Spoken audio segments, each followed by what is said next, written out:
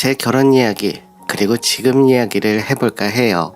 저희 부모님은 할아버지 때부터 운영해온 농원을 하고 계셨어요.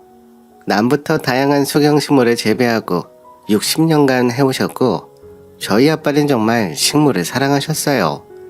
그걸 보고 자란 저희 오빠도 식물 관련으로 대학을 갈 정도로 농원에 대한 애착이 있었죠. 저에게는 5살 차이 나는 친정 오빠가 있어서 어릴 때부터 오빠를 아빠처럼 잘 따랐답니다.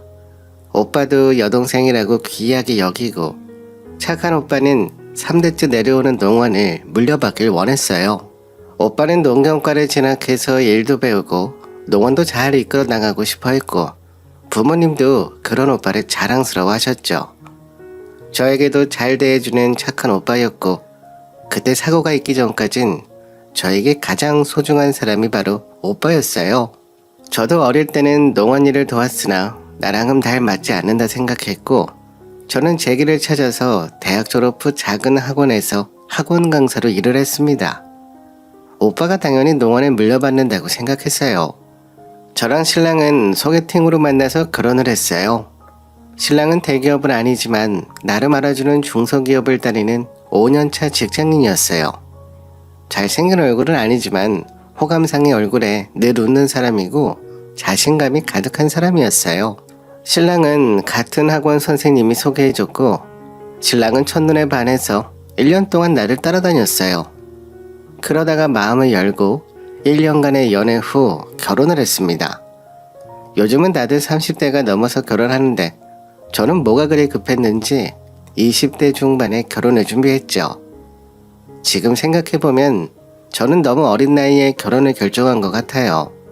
조금 더 신랑을 알아보고 결혼을 준비해도 됐을 텐데 그때는 그저 다른 지방으로 발령 가는 신랑이랑 떨어지고 싶지 않았습니다.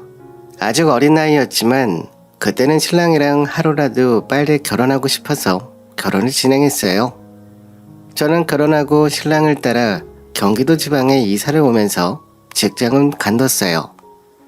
신랑은 아들만 셋인 집의 막내 아들이라 시댁에서는 거의 지원을 못 받았고 시댁에서도 막내 아들이라고 간섭만 하시지 경제적으로 도와주시는 건 하나도 없었어요.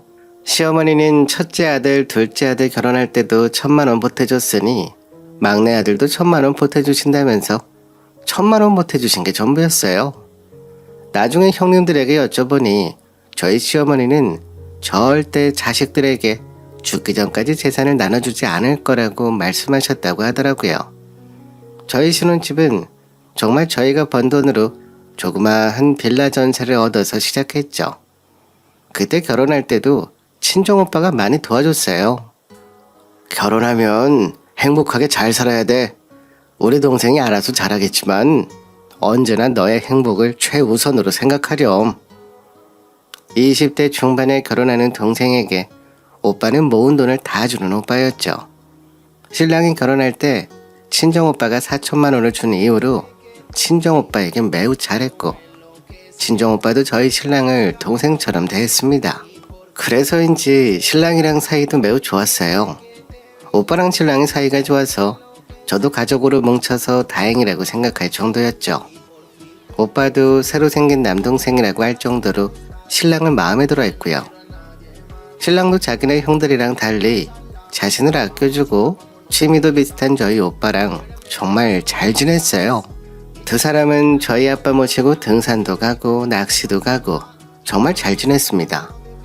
그래서 결혼하길 정말 잘했다고 여기던 날들이 이어졌어요. 그러던 어느 날이었어요. 몇 년이 지나도 이 날을 잊을 수가 없네요. 오빠가 집으로 오는 길에 교통사고가 났습니다. 병원입니다. 마지막 통화하신 분이 동생이라고 적혀 있어서 전화드렸습니다. 응급실로 빨리 오셔야 될 것 같아요. 환자 상태가 매우 좋지 않습니다. 빨리 오세요. 병원에서는 마지막 통화 목록에서 제 이름을 보고 전화를 했고 저는 병원 관계자분이랑 통화를 하면서도 이 모든 사실을 믿을 수가 없었어요. 비가 오는 날 음주운전한 차량이 빗길에 미끄러지면서 사고가 났고 하필 그 차량이 대형 공사장 트럭이라 사고가 크게 났습니다. 정말 심장이 발밑으로 떨어지는 기분이었어요. 손이 떨리고 눈물이 앞을 가려 숨을 쉴 수가 없었고, 부모님보다 나에게 더 잘해준 우리 오빠가 왜 그런 사고를 당해야만 하는지 알 수가 없었어요. 제가 살아온 날 중에 가장 슬프고 가장 많이 운 날인 것 같아요.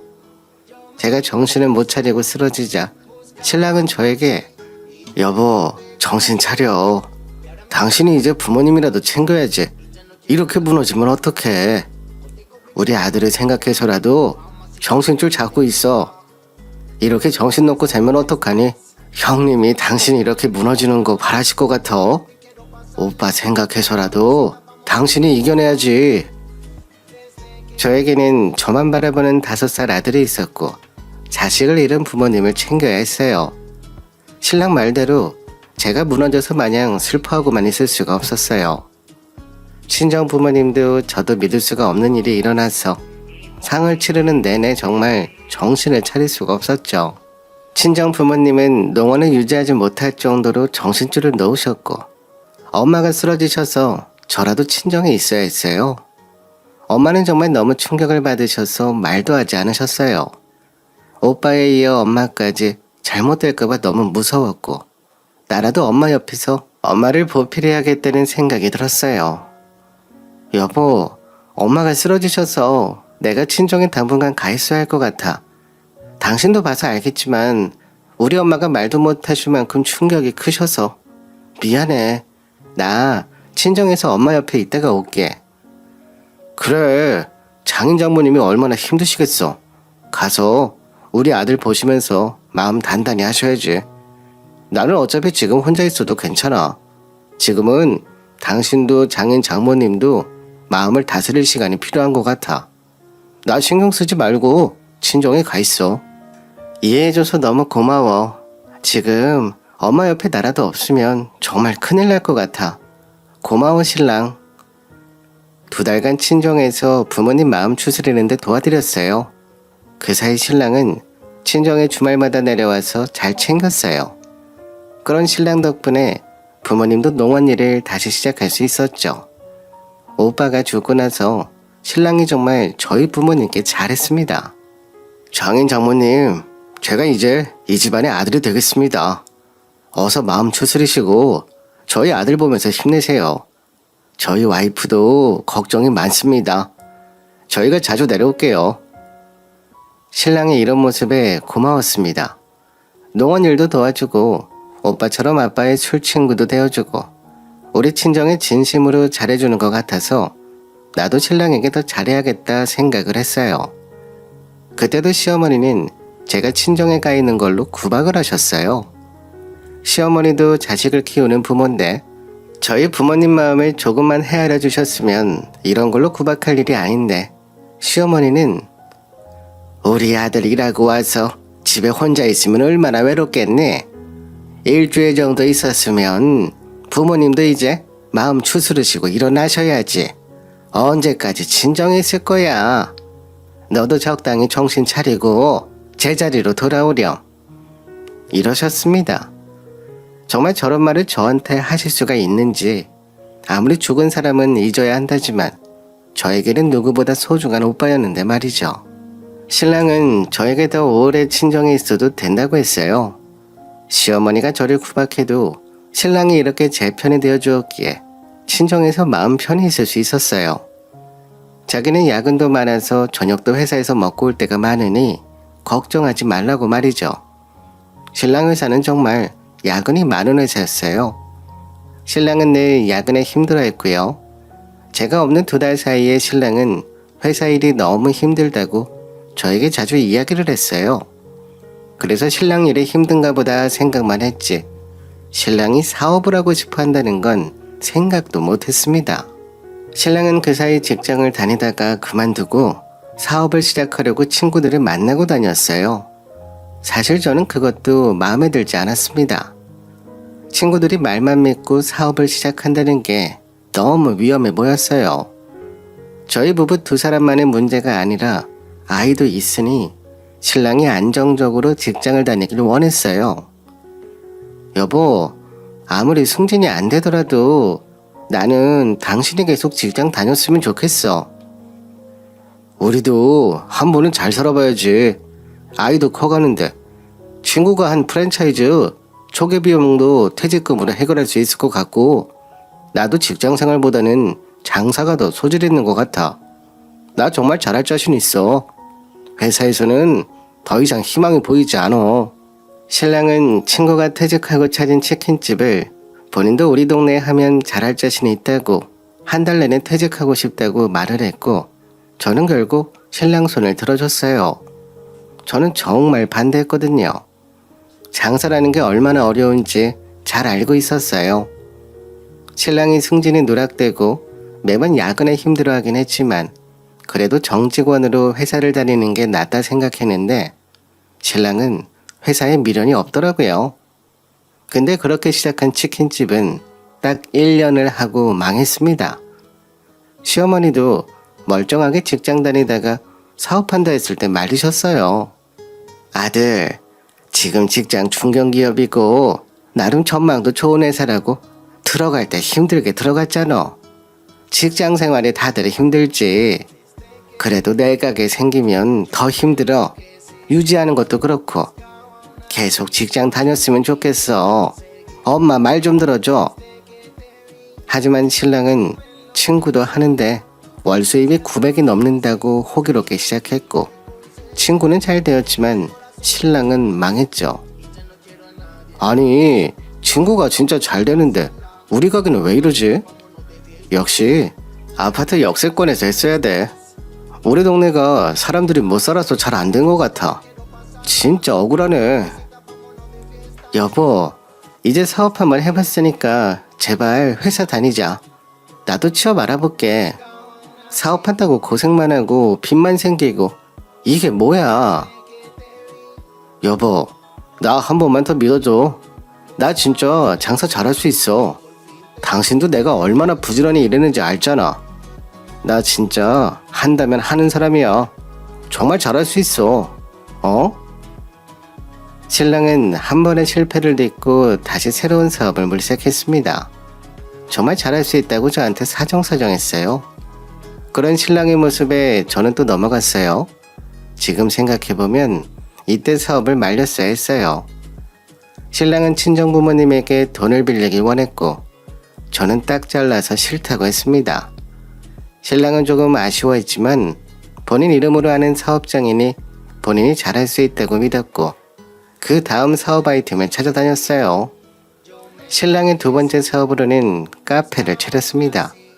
결론부터 말씀드리자면 그것도 망했습니다. 바리스타 자격증 따고 준비를 했으나 주변에 저가 카페가 우후죽순으로 생기면서 망했어요. 저도 같이 도와서 카페를 했지만 2년을 한 시간 동안 번 돈보다는 나간 돈이 더 많았어요.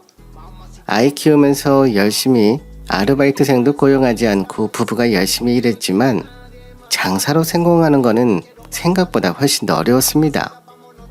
요즘 같은 대형 카페나 저가형 카페가 많아서 아무런 컨셉 없이 차린 카페는 살아남기가 힘들더라고요. 그러게, 내가 사업은 아무나 하는 거 아니라고 했잖아. 친구가 잘 된다고 해서 똑같은 조건도 아닌데 잘 될 수가 없지. 다시 직장 알아봐. 연봉 적어도 좋으니까 4대 보험 되는 직장으로 알아봐 제발. 알았어. 당신 말 들을게. 나도 잘할 줄 알았지. 걱정 마. 금방 다시 돈 갚고 우리 잘 살 수 있을 거야. 남편만 믿어. 근데 우리 딱 한 번만 더 도전해보면 안 될까? 진짜 이번엔 성공할 수 있을 것 같아. 여보, 정말 정신 안 차릴 거야? 한 번만 더 사업한다고 하면 나 당신이랑 못 살아.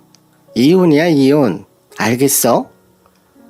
신랑은 전에 다니던 직장의 연봉이 반 정도밖에 안 되는 중소기업에 들어갔습니다.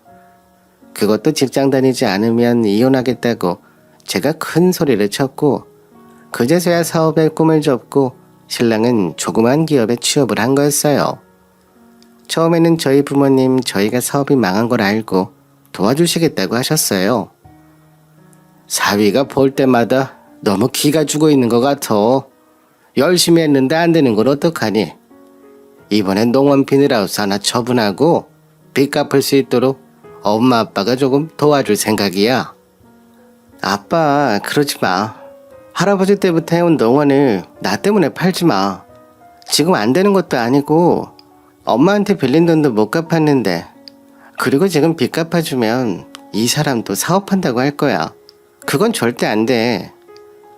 아빠는 아들처럼 친정 부모님께 잘하는 신랑을 도와주고 싶어 하셨어요. 카페를 시작할 때 리모델링비를 저희 부모님이 보태주셨거든요. 신랑은 그 이후로 저희 부모님께 정말 잘했어요. 성공해서 해외여행도 같이 가고 싶다고 말하면서 말이죠.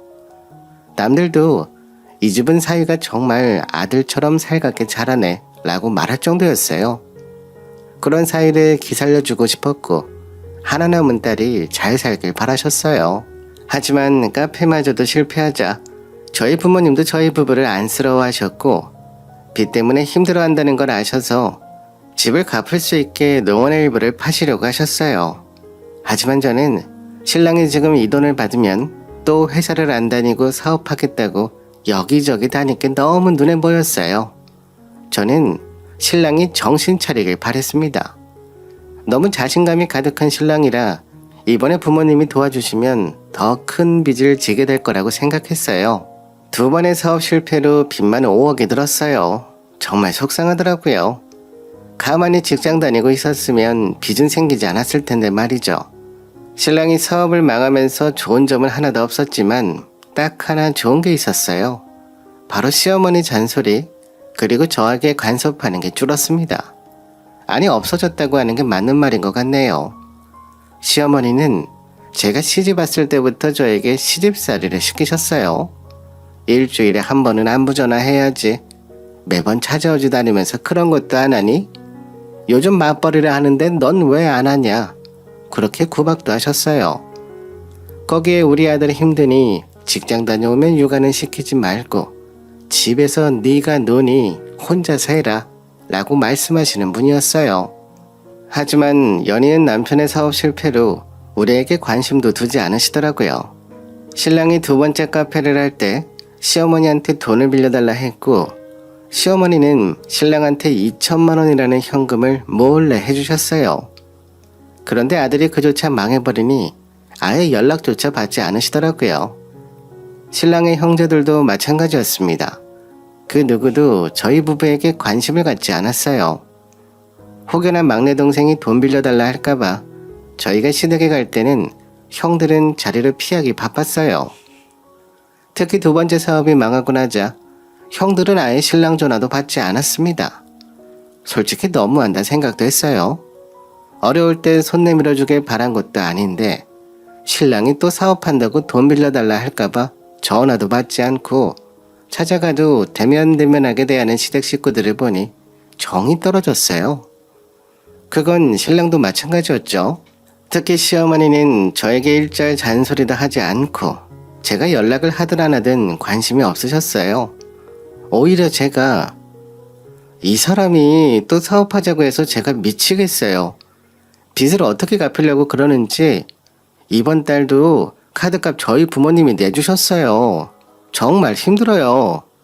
하면서 시어머니한테 신세한탄을 하자 시어머니는 그 뒤로는 저에게 연락조차 하지 않으시더라고요. 그리고는 너희 부부 일은 너희가 알아서 하렴. 나한테 연락 안 해도 되고 이제 자주 안 와도 된다. 아니 너희 살기 바쁠 텐데 너희 부부가 알아서 하렴 하시는 겁니다.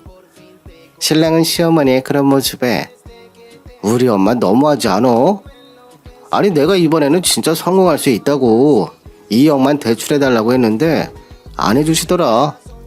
아들한테 돈도 안 빌려주시고 너무하시네.